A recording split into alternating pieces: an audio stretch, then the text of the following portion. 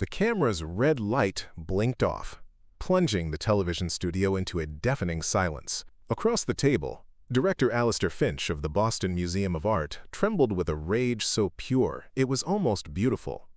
His new $10 million masterpiece, my family's so-called heirloom, The Last Seraph, was now worthless canvas and pigment. "You'll be hearing from our lawyers, Mr. Hayes," he hissed, the words slicing through the quiet. My pocket vibrated. A text from my sister, Amelia. Just 3 words that hit harder than any lawsuit. "You've ruined us." They thought this was about money. They had no idea. This wasn't the end of my plan. It was just the perfectly executed beginning of their end. I walked out of the studio and into the cold Boston night, ignoring the clamor of reporters. My name is Julian Hayes, and for 20 years my company, Veritas Art Conservation, has been the final word on authenticity for collectors and auction houses worldwide. My lab is a sterile sanctuary of microscopes and mass spectrometers, a place where history is stripped of its sentiment and reduced to cold, hard data. On the main screen, the infrared image of The Last Seraph still glowed. The evidence I'd presented on air was undeniable. Traces of a synthetic varnish, a sketch beneath the paint that was stylistically impossible for the period. My family sold a beautiful lie for $10 million. A lie my father, the esteemed Harrison Hayes, had spent his life perfecting. Amelia's text wasn't an accusation. It was a testament to his success. She believed the lie. They all did.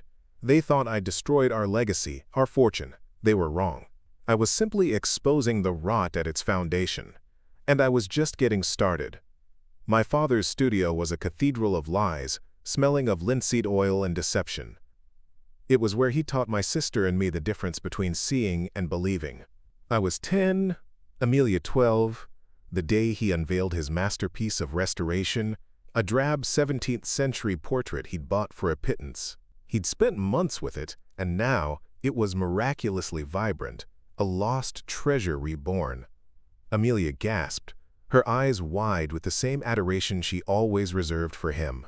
"It's beautiful, Papa." But I saw the flaws. I always did. My eyes didn't see magic. They saw technique, pigment, and age. "The cracks," I said, my small voice cutting through the reverence. "The crack-allure on the new paint doesn't match the old. It's too perfect." Harrison Hayes turned his gaze on me. It wasn't angry, but it was cold, the way a scientist looks at a failed experiment. He knelt, not to me, but to Amelia, and tilted the canvas into the light. "Your brother is very clever, my starling," he murmured, his voice a conspiratorial whisper.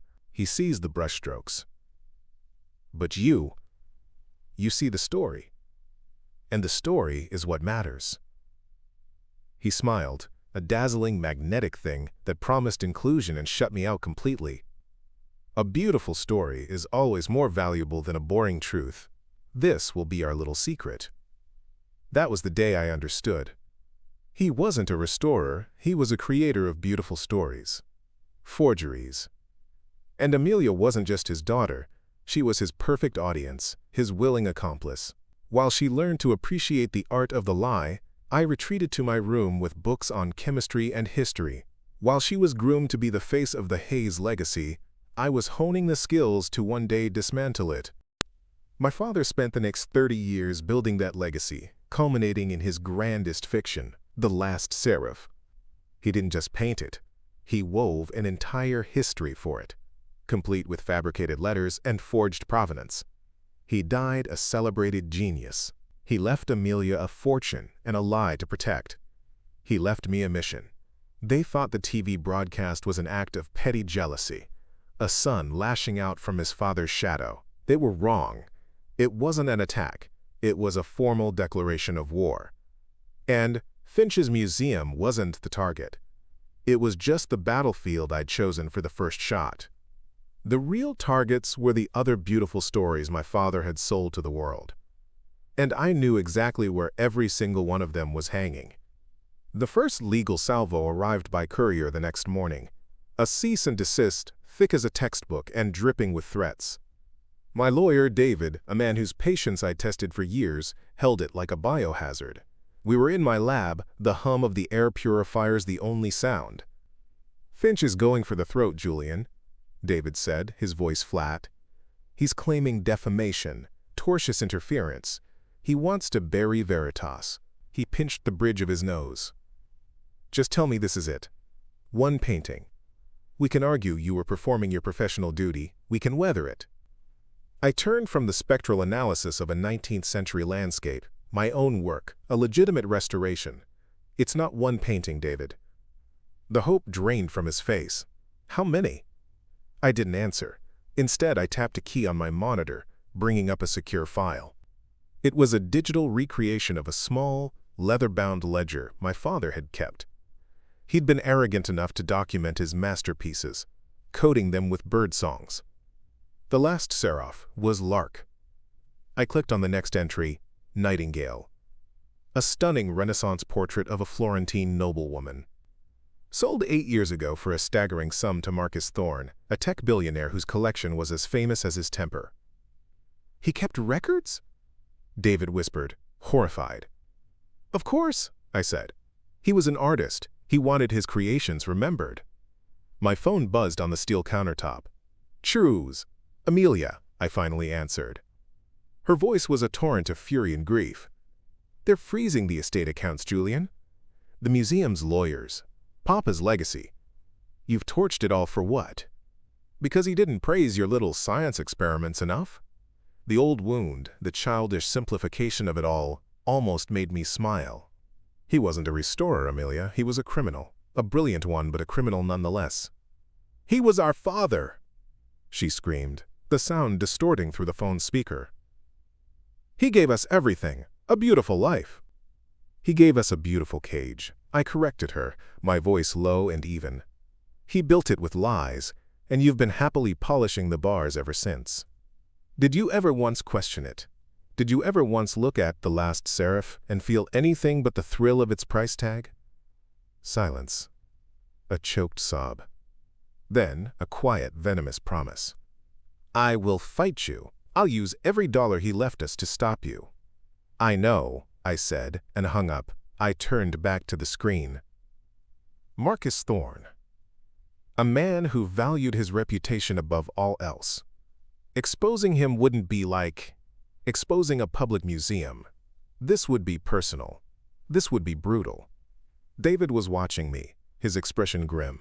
Don't do it, Julian. Thorne will crush you. I ignored him. My fingers moved across the keyboard, drafting a new email. The subject line was simple. Regarding your Giordano painting, Isabella's Gaze.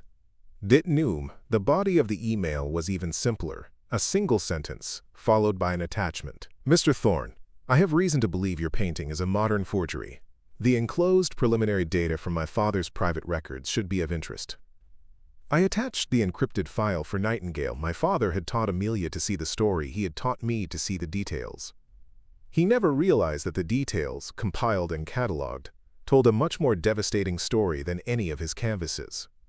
With a soft click, I hit send. The second shot had been fired. The war was escalating, just as I'd planned. David treated my sent email icon like an unexploded bomb. For 2 full days, it just sat there. No legal threats. No blistering press releases. The silence from Marcus Thorne was louder and far more unnerving than Alistair Finch's public tantrum. He's not reacting, David finally said, pacing the length of my lab. That's bad, Julian. A man like Thorne doesn't ignore a problem. He solves it. Quietly. I was running a pigment analysis on a different file, a potential Goya, but my focus was elsewhere. I was listening to the quiet, waiting. Thorne wasn't a museum director who had to answer to a board. He was a king in a kingdom of his own making, and I had just questioned the authenticity of one of his crown jewels. The call came not to my cell, but to the lab's encrypted landline, a number known by fewer than a dozen people.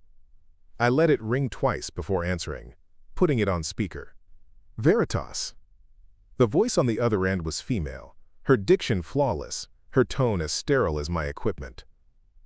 Mr. Hayes, I am calling on behalf of Marcus Thorne. He has received and reviewed your correspondence regarding the Giordano. David went rigid. His pacing stopped cold.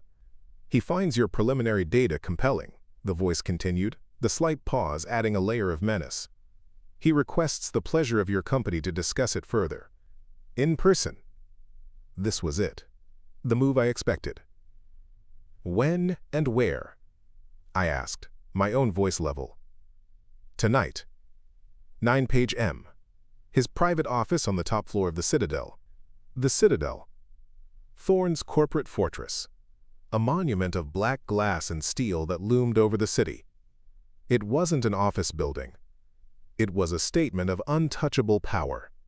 Going there was like walking into a lion's den by formal invitation. Don't you dare, David mouthed, waving his hands frantically. It's an ambush. And if I am otherwise engaged?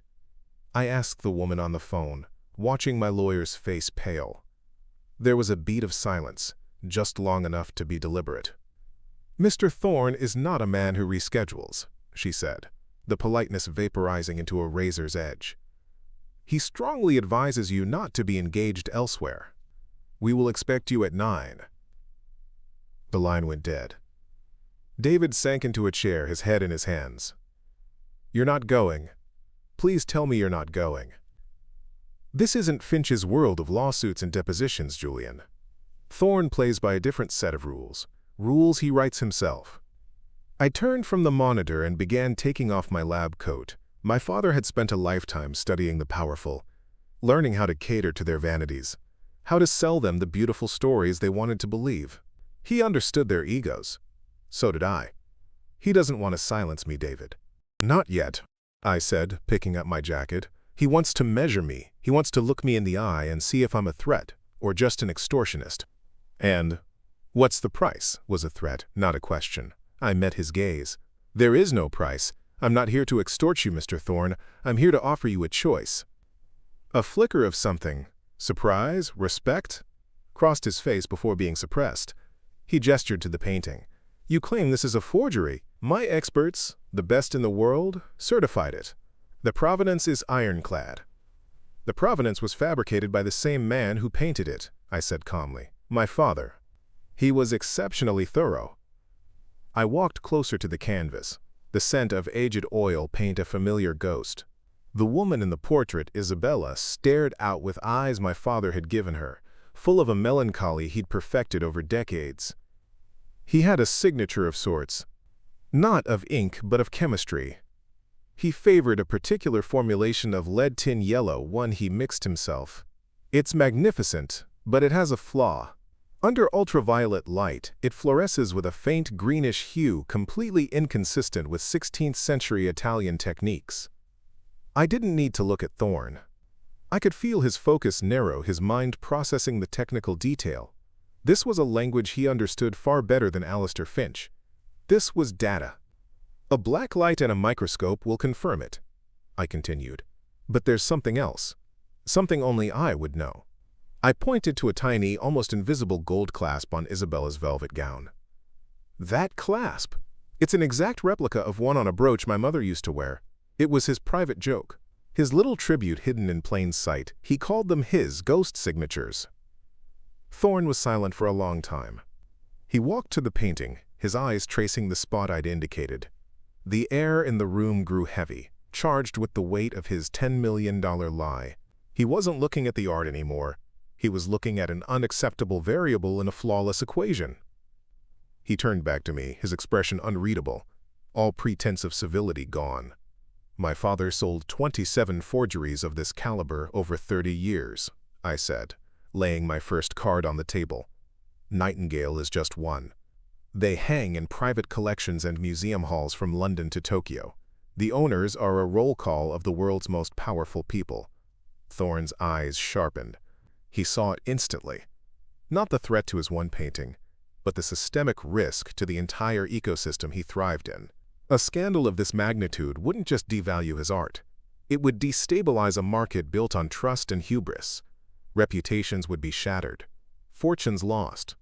It would be a bloodbath. And you intend to expose them all, he stated. It wasn't a question. I intend to correct the record, I said. He walked to a sleek, black desk and poured 2 glasses of amber liquid. He pushed one towards me. I didn't take it. He took a slow sip of his own, his eyes never leaving mine. "Alistair Finch is a fool," Thorne said, his voice a low murmur. "He thinks he can solve this with lawyers. He's trying to put out a forest fire with a water pistol. You're not a crank, Mr. Hayes. You're an extinction-level event." He set the glass down. "And you've handed me a match." My blood went cold. This was not the reaction I had anticipated. "You have your father's ledger," he continued. "The list, all 27 names, the buyers, the prices, the birdsongs." I said nothing. My silence was its own confirmation.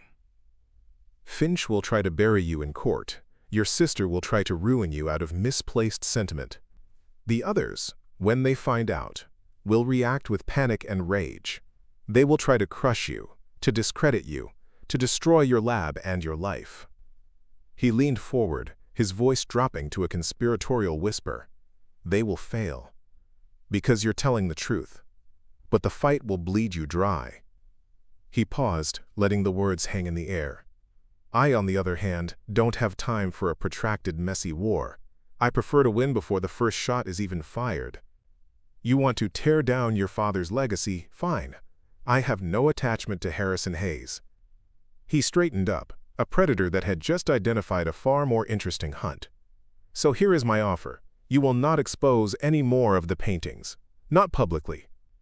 My jaw tightened. "I'm not for sale." "This isn't a bribe," he snapped, a flash of irritation in his eyes. "It's a partnership. You want to expose the truth. I want to control the fallout. Better yet, I want to profit from it. You will work for me. Exclusively. You will give me the ledger. We will approach each owner on that list, quietly. We will present your undeniable proof. And we will give them a choice. Allow me to buy their masterpiece for a fraction of its supposed worth before the scandal breaks, or face the same public humiliation as the Boston Museum of Art." I stared at him, stunned. He wasn't trying to stop the demolition. He wanted to own the wreckage. He would acquire a collection of master forgeries for pennies on the dollar. Then, when the dust settled, he could curate them as the Harrison Hayes collection, the greatest forger of the modern age. He'd turn a catastrophe into a legend, with himself as the mastermind who saw the opportunity. "You want your revenge, Mr. Hayes," Thorne said, a ghost of a smile playing on his lips. "You want to burn it all down. I'm offering you an arsenal. Veritas will be untouchable. Your sister's finances will be a problem of the past. All I ask for in return is the list." He had seen my war and decided to become its sole weapons dealer. I came here to expose a lie. I was being offered a deal with the devil to help me do it. David was right. Thorne didn't play by the rules. He rewrote the entire game to ensure he was the only winner. And he was inviting me to take a seat at the table. I stared at the reflection of the city lights in Thorne's glass of untouched whiskey. He wasn't offering me an arsenal. He was offering me a different kind of cage, gilded with his power instead of my father's lies. A partnership where I would be the attack dog, and he would collect the spoils. "My father's ledger for a lifetime of protection," I said, the words tasting like ash. "You get a priceless collection built on fraud, and the people who enabled him get to hide their foolishness behind your checkbook. You call it a partnership. It sounds like a cleanup job." Thorne smiled, a predator's twitch of the lips. "Semantics. You get your revenge. The paintings are exposed as forgeries. Your father's name is ruined. Isn't that what you want?" "It's part of what I want," I corrected him. "You see this as a series of transactions. I see it as a contagion. My father didn't just sell paintings. He sold a sickness. The idea that a beautiful lie is better than the truth. The people who bought from him weren't just victims. They were believers. They chose the story over the evidence because it made them feel important." I finally looked him in the eye. "I don't want them to be bought out quietly. I want them to be cured." Thorne leaned back, intrigued. The air crackled. This wasn't the negotiation he'd expected. "And what does your cure entail, Dr. Hayes?" "A demonstration," I said. "We start with the third entry in the ledger. Time, nos ren. A supposed constable study. Salisbury Fields at dawn. It was sold 15 years ago to Lord Alistair Harrington in London." Thorne's expression didn't change, but I saw a flicker of recognition. Harrington. He sits on the acquisitions board for the Tate, a kingmaker in the European art world. He was also my father's dearest friend, I said, the words sharp and cold. He wasn't just a buyer, he was an apostle. He wrote articles praising my father's miraculous restoration techniques. He provided the social proof that made the whole myth believable. He helped build the cage. I walked over to his desk, the city sprawling beneath us like a circuit board. Harrington doesn't get a quiet offer to sell. You and I will go to London. We will sit with him in his study.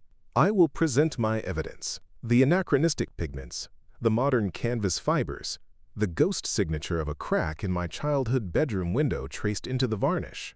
And then you will present him with your offer. Thorne raised an eyebrow. Which is? The same one you gave me, I said. A choice. He can help us. He can publicly announce that new evidence has led him to question the painting's authenticity, citing my lab, Veritas, as the source. He controls the narrative, paints himself as a prudent collector dedicated to the truth. His reputation takes a minor hit, but he survives. In exchange, you compensate him for his troubled asset. And if he refuses? Thorne asked, a new level of respect in his voice. If he refuses, I said, turning to face him fully, then I leak the full dossier on Salisbury Fields at dawn to the Times of London. He isn't just exposed as a fool. He's exposed as a co-conspirator in a 30-year fraud. His seat on the board, his reputation, his legacy, all of it turns to dust. You get the painting for nothing at the fire sale auction. Thorne was silent for a moment, swirling the whiskey in his glass.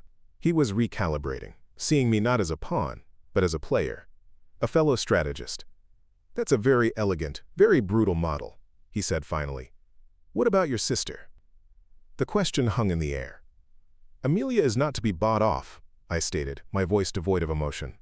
Her inheritance is gone. That's a consequence.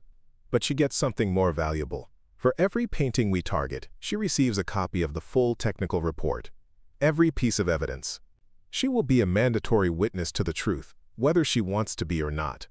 She will watch me dismantle our father's beautiful story, piece by painstaking piece. Thorne took a slow, deliberate sip of his whiskey. He then slid the second glass across the desk toward me again. You're not just tearing down your father's legacy, Mr. Hayes. You're salting the earth where it stood. I can appreciate that kind of thoroughness. This time, I picked up the glass.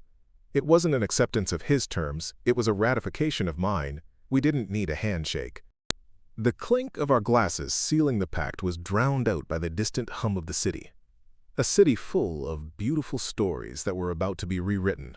The war had a new general, and our first campaign was set for London.